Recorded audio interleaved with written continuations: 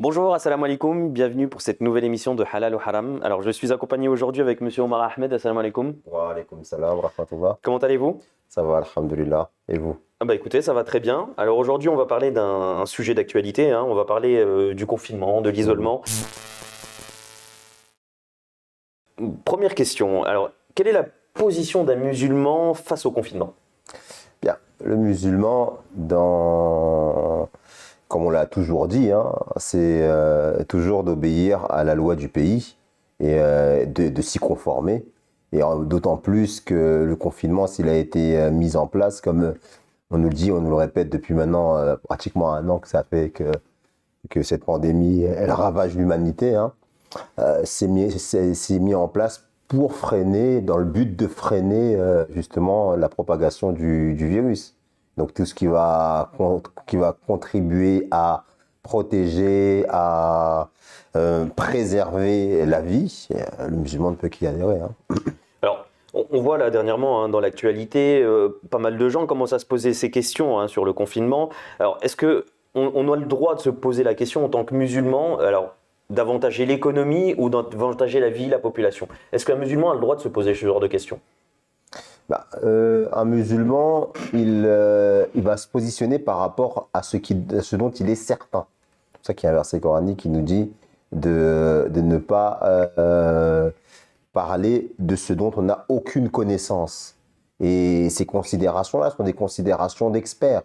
Ce sont des gens qui ont une vision macro, mais pas seulement économique, mais macro, globale, qui peuvent aujourd'hui prendre des décisions en prenant en considération tous les paramètres pour finalement aboutir à la décision qui semble la plus juste et la plus en accord avec les intérêts les intérêts de la population dans son ensemble.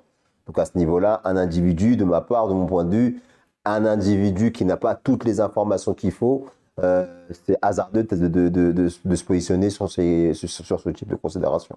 L'islam parle-t-il du confinement en lui-même? Est-ce qu'on a des sources ou est-ce qu'on a dans le passé, on a déjà entendu parler de confinement? C'est rien d'autre qu'une quarantaine généralisée à toute la société.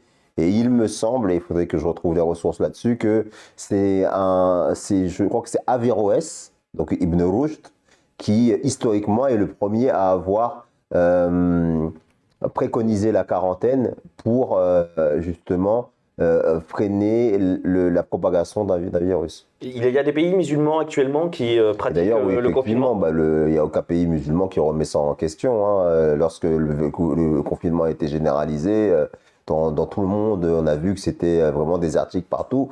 Et dans les pays musulmans, même à l'heure de la prière, l'adhan avait été modifié, comme à l'époque du Saint-Prophète sallallahu alayhi wa sallam, lorsqu'il y a eu une peste, où dans l'adhan, il était inclus « Restez dans vos maisons, priez dans vos maisons ». Il était l'appeleur à la prière, celui qui appelle la prière, le muadhin, eh bien, il lançait le message de ne pas venir à la mosquée, mais de prier à la maison. Et donc, ça, c'est quelque chose qui est une pratique qui date de l'époque du Saint-Prophète Mohammed sallallahu alayhi wa sallam. C'est dire à quel point l'islam favorise justement ou met la priorité sur la santé de l'individu avant même sa pratique religieuse. Parce que c'est vrai qu'en islam, la prière est obligatoire à la mosquée pour tous les hommes en âge de prier. Et alors que dans ce contexte-là, on encourage les gens à prier chez eux. Ouais. Alors, si le virus est un châtiment divin, alors un confinement suffirait-il à protéger la population? D'accord. Déjà, dans notre communauté, on n'estime pas que c'est un châtiment divin, un signe particulier d'un châtiment divin, même si le calife de la communauté musulmane Ahmadiyya explique que les calamités en général sont des signes pour rappeler à l'être humain que quelque part il est en train de s'égarer du chemin qu'il doit suivre, à savoir l'adoration divine. Mais quoi qu'il arrive, quelle que soit la raison pour laquelle une calamité a lieu, le musulman est toujours le premier à apporter sa contribution pour sauver des vies, pour aider la société à combattre le fléau de quelque nature qu'il soit et quelle qu'en soit la raison. C'est pour ça que, d'ailleurs, historiquement, lorsque l'imam Mahdi, le fondateur de la communauté musulmane Ahmadiyya, le Messie premier, alayhi salatu wassalam, il avait, à son époque, il y avait une épidémie de peste qui avait éclaté en Inde. Et cette épidémie de peste, elle avait été prophétisée par le saint prophète sallam dans le cadre de la véracité de l'imam Mahdi sallam, elle devait se produire à son époque comme un signe justement du fait que c'était le personnage qui était attendu, qui avait été annoncé par le prophète de l'islam. Eh bien, l'imam Mahdi n'a justement, comme c'était un signe, il n'avait pas demandé aux membres de sa communauté de se vacciner, mais il avait dit que si ce n'était pas le signe et que cela ne l'avait pas été révélé par Dieu, les Ahmadis auraient été les premiers à recevoir justement l'inoculation contre la peste. Et d'un autre côté, mais